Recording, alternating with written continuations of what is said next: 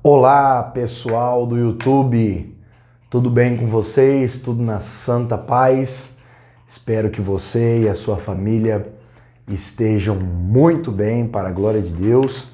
Se você não me conhece, eu sou o Micael Henrique e sejam todos, mais uma vez, muito bem-vindos aqui ao meu canal. Gente, nós estamos terminando o mês aí de setembro e com isto o terceiro trimestre do ano. Nós estudamos na Escola Bíblica Dominical, que faz uso das lições da CPAD, a Igreja de Cristo e o Império do Mal neste trimestre. Lições preciosas, lições indispensáveis, lições que nos confrontaram a respeito da necessidade de valorizar as questões da palavra de Deus, manter os princípios éticos, morais e espirituais presentes no Evangelho de nosso Senhor Jesus Cristo, acima de toda relativização, acima de toda ideologia, acima de tudo aquilo que o mundo e o espírito da Babilônia, o espírito maligno que governa esse mundo, deseja impor a cada um de nós. Logo,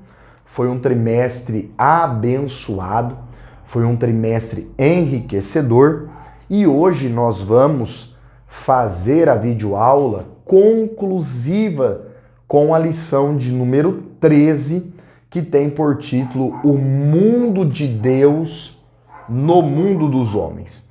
Essa lição vai falar bastante a respeito de uma das principais doutrinas do cristianismo, que a Bíblia apresenta ser a doutrina da encarnação. O fato do Deus Filho, Jesus, conforme revelado no Novo Testamento, vir habitar entre os homens. A Bíblia diz em João 1,14, Evangelho de Jesus segundo João, que o Verbo se fez carne e habitou entre nós. Qual é a ideia do Verbo? O Verbo, queridos, sempre expressa uma ação. E a ação que eu e você praticamos, ou as ações, elas não iniciam na ação propriamente dita, no fazer alguma coisa. Uma ação sempre tem início na nossa mente, no nosso pensamento, no nosso intelecto.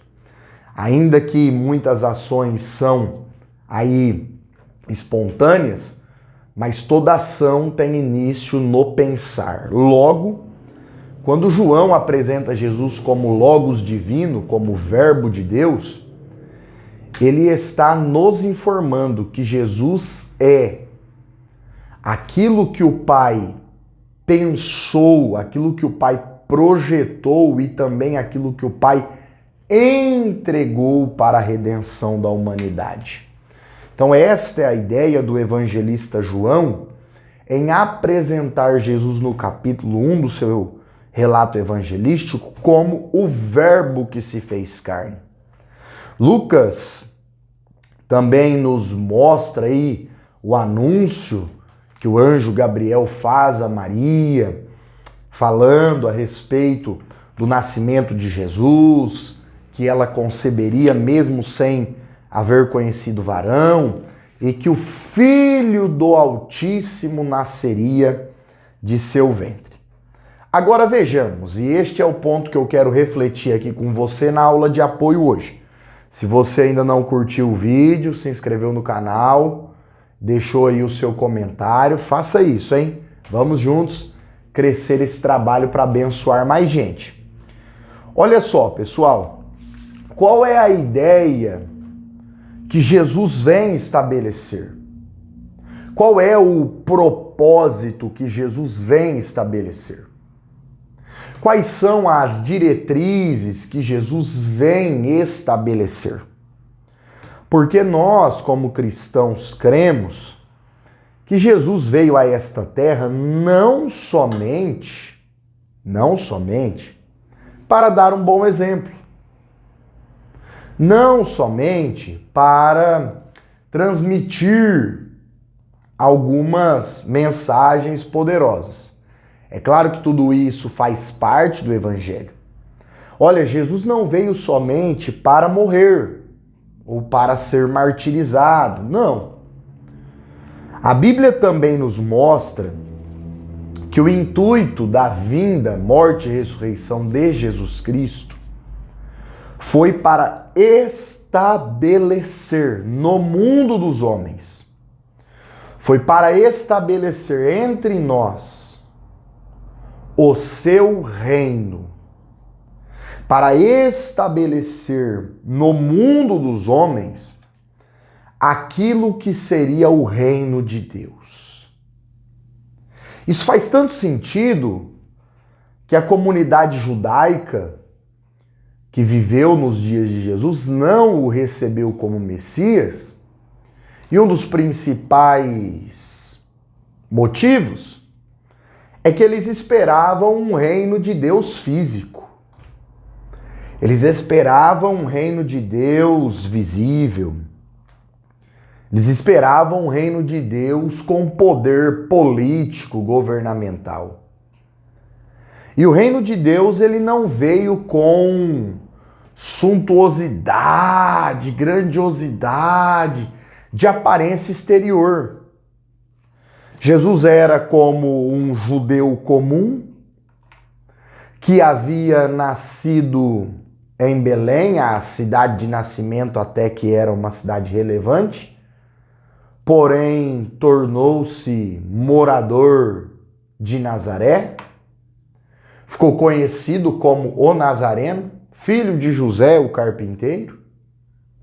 Logo, o reino de Deus, o rei deste reino, ele não vem mostrando aí, no reino de Deus, uma aparência chamativa, uma aparência exterior.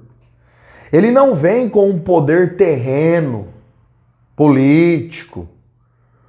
Olha, vamos destronar os romanos, vamos tomar posse aqui do governo político de Israel. Não.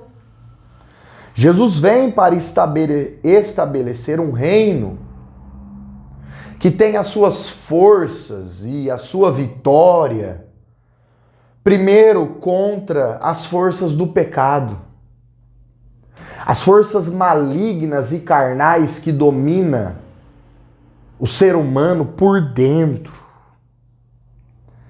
Esse reino também vem para vencer as forças de Satanás, as forças malignas. Esse reino também veio e venceu o pior inimigo do homem, a terrível, a temível morte. Este reino não vem para vencer reis, para conquistar nações. Ele vem para estabelecer o seu reino, o seu reinado. Veja aqui na tela, sobretudo no coração e na mente. No coração, na mente, nas emoções do ser humano. Então, queridos, e essa ideia que eu acabo de apresentar aqui nas últimas palavras, ela não é minha, é uma citação da Bíblia de Estudo Pentecostal, na sua página 1638, que tem um artigo lindo sobre o que é o reino de Deus. Agora, eu pergunto a você, o que é o reino de Deus? O que é? Olha, irmão Micael, a Bíblia fala do reino de Cristo e 1000 anos e o reino vai ser estabelecido depois do arrebatamento, conforme nós cremos na visão escatológica pré-milenista que Jesus vem antes da grande tribulação. Será esse reino, é esse reino que Jesus veio trazer. Ainda não. Ah, esse reino é o reino que o pessoal milenista, que não crê nos 1000 anos literais, eles creem que o reino milenial já está entre nós. É esse reino? Também não.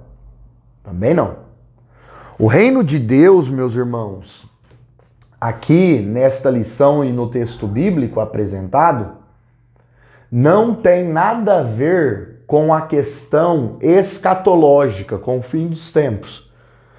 O reino de Deus aqui se trata do governo, do reinado de Deus entre os homens. Olha só, João Batista foi o precursor da mensagem da pregação do reino, e ele já apareceu pregando: arrependei-vos, porque o reino de Deus está próximo. Aí Jesus, ele vai iniciar o seu ministério, Mateus capítulo 4, versículo 17, e a primeira pregação de Jesus é exatamente essa: arrependei-vos, porque é chegado o reino dos céus. E no Evangelho segundo Mateus, você tem que entender isso. Às vezes ele usa a expressão reino de Deus e às vezes reino dos céus. São aproximadamente 30 ocasiões. Por quê? Os judeus evitavam falar da expressão Deus, para não ferir o terceiro mandamento de citar o nome de Deus em vão. E Mateus está escrevendo o relato evangelístico para judeus. Logo, ele vai fazer esse intercâmbio das palavras: reino de Deus, reino dos céus, reino dos céus, reino de Deus. Mas olhe isso, querido, olhe isso, perceba isso. Isso é profundo. Porque a primeira pregação de Jesus é esta: arrependei-vos, porque não existe reino de Deus sem arrependimento. O ser humano sem Deus, ele está no império das trevas. O ser humano sem Deus, ele está dominado pelo maligno, dominado pelo Satanás. A Bíblia diz que o homem sem Deus já está condenado, é um filho da ira. Uma situação terrível. Agora, uma vez que o Espírito Santo convence do pecado, ele ouve o Evangelho, que gera fé no seu coração, gera a fé em Cristo. Agora ele precisa arrepender-se dos seus pecados, tomar consciência da sua situação pecaminosa, pecadora, e render-se à graça de Deus. A mensagem do reino de Deus, o seu primeiro pilar é o arrependimento de pecados. É impossível a igreja proclamar ou dizer que proclama o reino de Deus sem proclamar a mensagem de arrependimento. Este falso evangelho que nós estamos vendo aí nas mídias, de venha como está, permaneça da mesma forma, e o evangelho te aceita da forma que você é, e é verdade que o evangelho aceita, mas o evangelho vai transformar você em uma pessoa completamente diferente. Ah, irmão, tenho anos de crente e não fui transformado. Você ainda precisa aí ter um encontro com o Cristo do evangelho genuíno.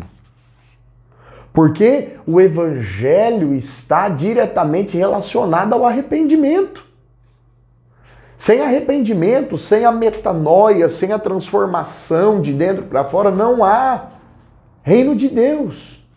Agora perceba, este reino é o governo de Deus em nós.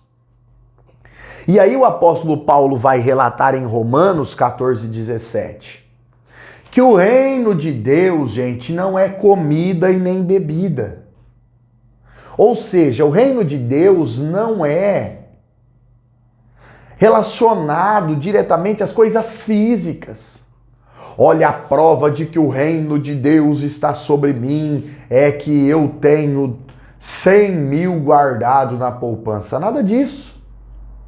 Olha, a prova que o reino de Deus está sobre mim é que eu saí da posição de colaborador, de um funcionário e virei patrão. Nada disso. A prova do reino de Deus sobre mim é que eu como esta comida, aquela comida que é tão cara, que é tão chique, que é tão nobre. Nada disso. Não. A Bíblia diz que o reino de Deus é justiça, paz e alegria no Espírito Santo.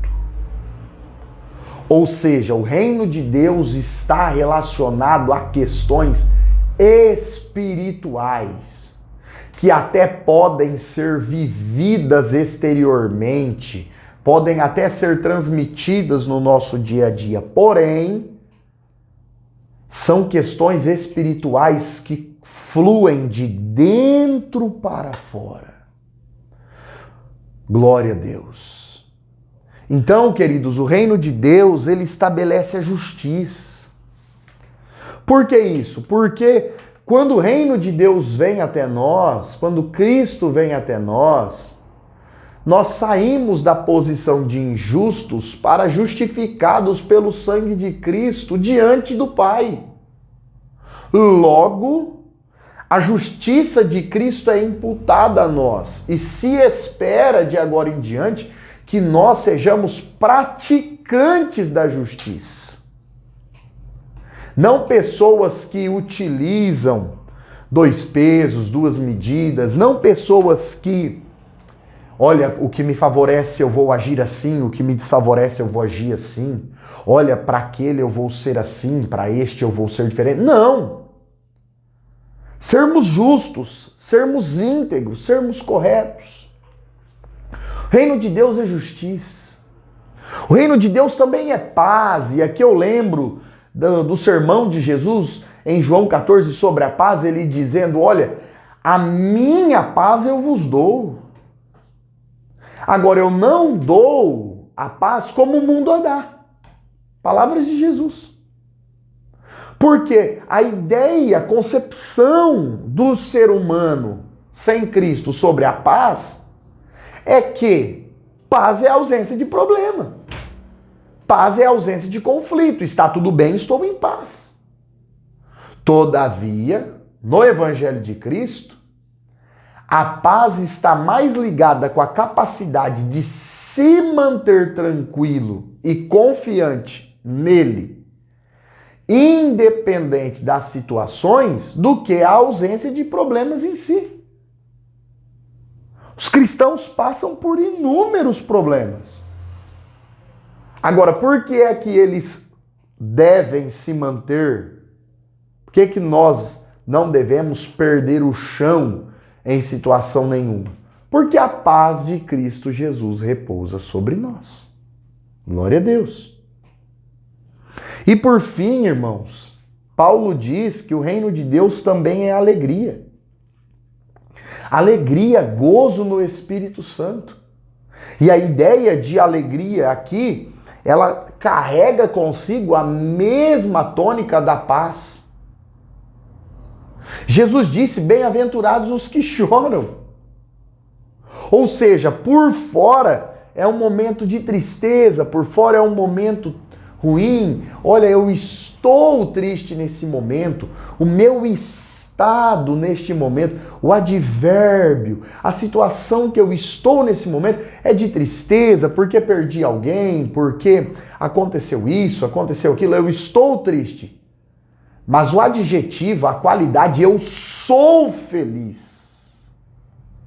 É por isso que Jesus disse, bem-aventurados os que choram. Quando você está chorando, quando você está passando por um momento de tristeza, mas permanece crendo que a fonte da tua alegria não são coisas, nem pessoas, nem situações. A fonte da tua alegria é o governo de Deus em você, você é capaz de ser alegre e feliz, independente das tristezas. Isso é um paradoxo do Evangelho.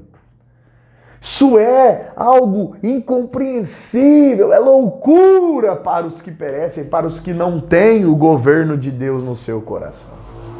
E eu termino essa aula com você, querido professor, caro professor e aluno, convidando a que leve algo desta videoaula para a sua sala de EBD, Escola Bíblica Dominical. Eu termino aqui falando sobre a composição do reino de Deus. O reino de Deus tem um rei.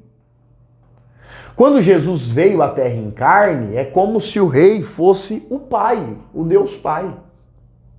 O príncipe fosse o Deus Filho, Jesus. A Bíblia diz que o principado estava sobre os seus ombros. Agora, esse reino que tem rei, que tem príncipe, e que também tem rainha, tem noiva, que é a igreja, ele também possui leis. Ele também possui diretrizes. Esse reino também possui normas. Então, no Evangelho, nós temos as normas do reino para ser seguidas. Ah, irmão Micael, dá um resumo delas. Mateus capítulo 5, 6 e 7. O sermão das bem-aventuranças, o sermão da montanha. São os estatutos de Deus para o período da graça. E por fim, esse reino tem súditos, que somos nós, eu e você, os discípulos de Jesus. Agora, a ideia de súditos no Antigo Testamento e também numa parte do Novo Testamento, dá a ideia de servos, de escravos. E nós somos servos de Deus, isso é verdade. Porém, Jesus disse que nós também somos filhos de Deus. E ele olhou para os discípulos e disse: eu já não chamo vocês mais de servos, porque o servo muitas vezes não sabe o que o seu senhor está fazendo. Vocês conhecem o que eu estou fazendo, o meu reinado no meio de vocês. Então eu vos chamo de amigos. Glória a Deus. Então, queridos, que esta aula venha nos motivar ainda mais a ser a igreja de Cristo. Olha aí, que legal. A permanecermos a igreja de Cristo diante do império do mal.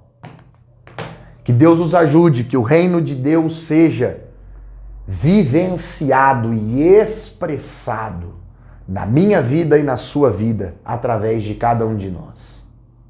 Se você ficou comigo até aqui nesta videoaula, deixa o seu comentário, a sua dúvida, a sua pergunta, deixe aí o seu obrigado, a sua palavra de gratidão.